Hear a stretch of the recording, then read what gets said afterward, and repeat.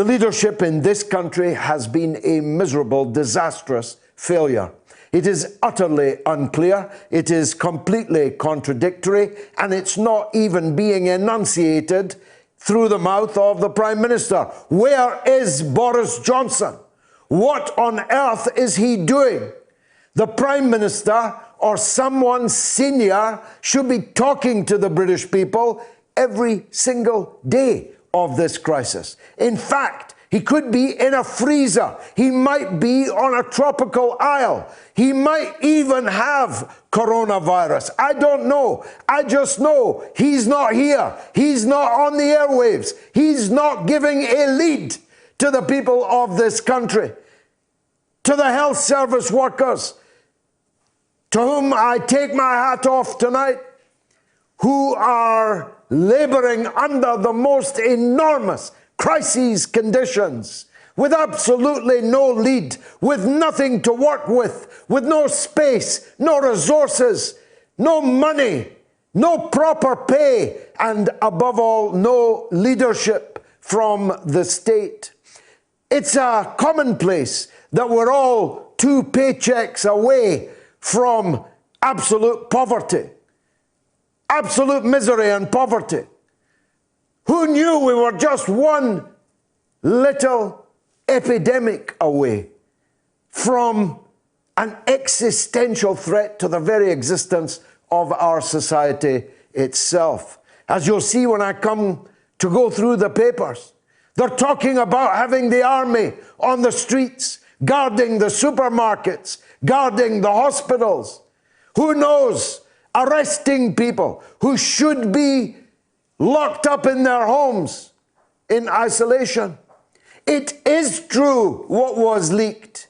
They are going to require everyone over the age of 70 to be locked away. Locked away. Your mother and father, your grandmother and grandfather, the man who taught you, the man who taught you piano, the man who taught you football,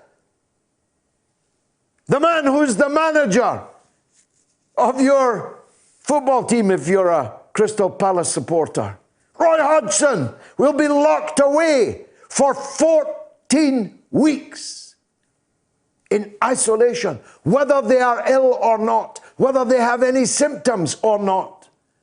Yet just 2 weeks ago, Donald Trump told us the whole thing was a Democratic Party hoax. And just 1 week ago, less than 1 week ago, Boris Johnson set his face against all of the extraordinary, extreme steps that day by day are now coming to pass, whilst refusing to take other steps that every other country in the world has taken. The one that has been a huge success, China. The one that's been a success but less so, South Korea. The one that's been so far a failure, Italy. Ditto, Iran.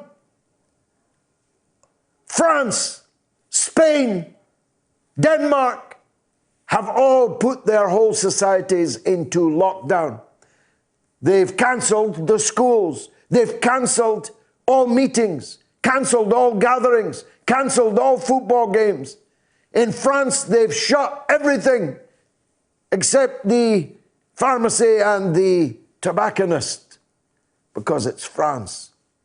In Britain, we haven't done any of these things, but we're planning on sending our parents and grandparents behind a locked door for 14 weeks, whether they are sick or not.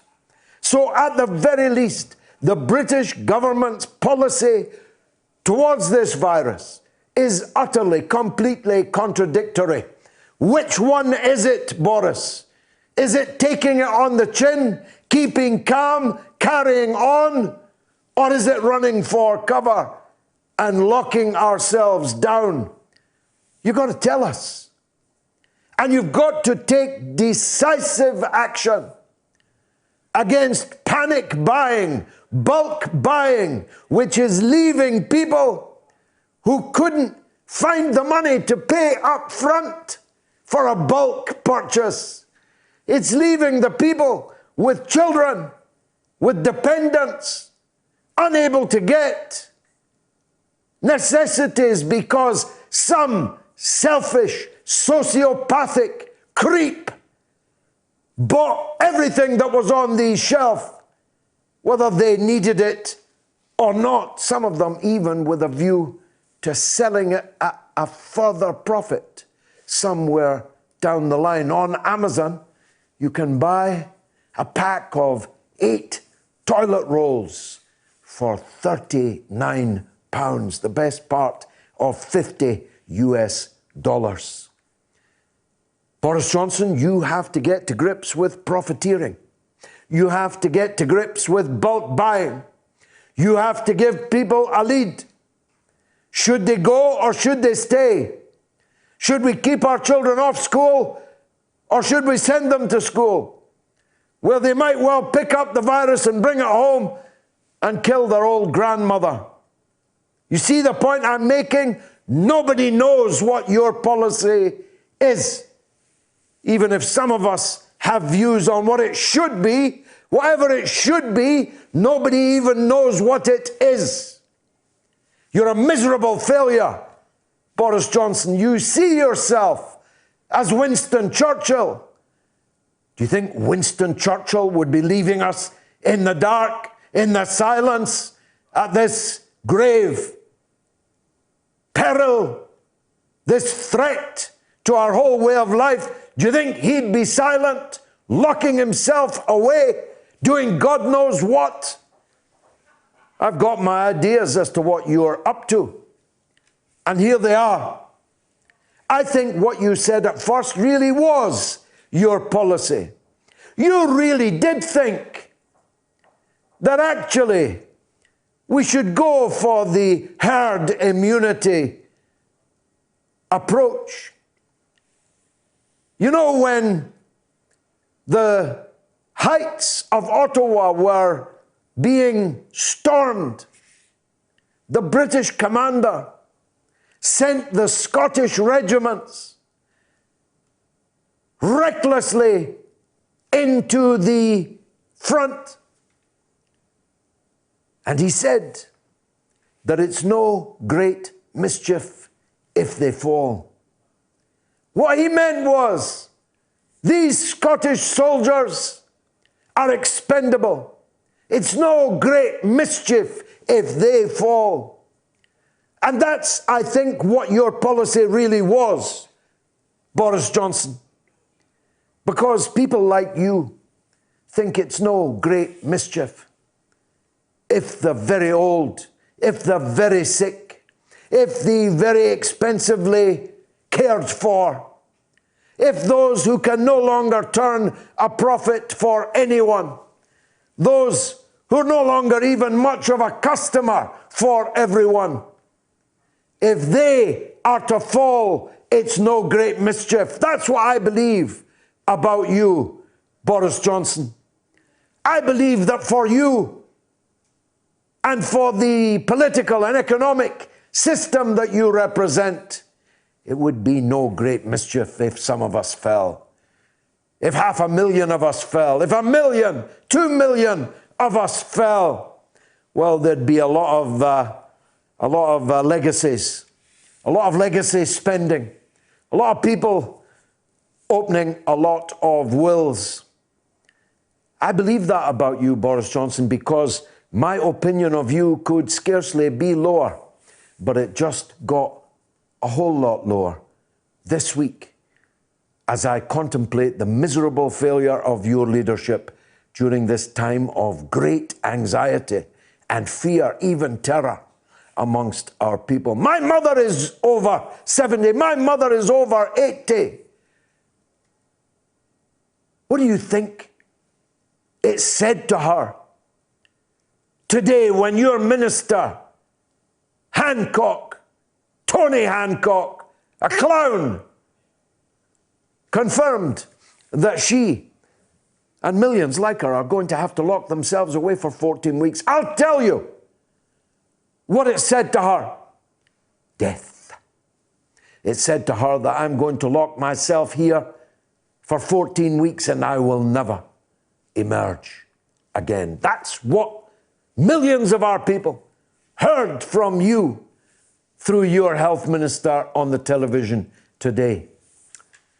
It's my view that the Chinese approach, as I said last week, which has beaten this thing, shows the superiority of their political and economic system to ours. We're only an epidemic and 2 paychecks away from utter disaster. But they are not. They have a government and a state that's on their side. They have a government and a state that is competent, has the powers and the determination to use them to confront a public health catastrophe like the coronavirus, like COVID-19. They did not neglect their health services over the last 40 years in the way that we did. And this is not just a matter of socialism versus capitalism, because Germany has 4 times as much ICU capacity as we do. Why? Why has Germany got 4 times more critical care beds than us? Why does Germany have 5 times more ventilators in their ICUs than we do? 10% of all the Italian patients needed ventilation. If our numbers keep going up at this rate, we'll be dying for breath because there was no ventilator available to help us breathe. These are the Ides of March. These are deeply troubling and troubled times. We've been through these before, even worse than these before. The difference was in 1940 and 1941, when Hitler was at the Channel ports, when the Nazi hordes were threatening to invade and occupy us. We had a leader, Boris Johnson. We had a leader. That, plus Biden, plus Bernie, plus Harry Dunn, plus Answer Colas, plus the CIA, it's all coming up over the next 3 hours on the mother of all talk shows.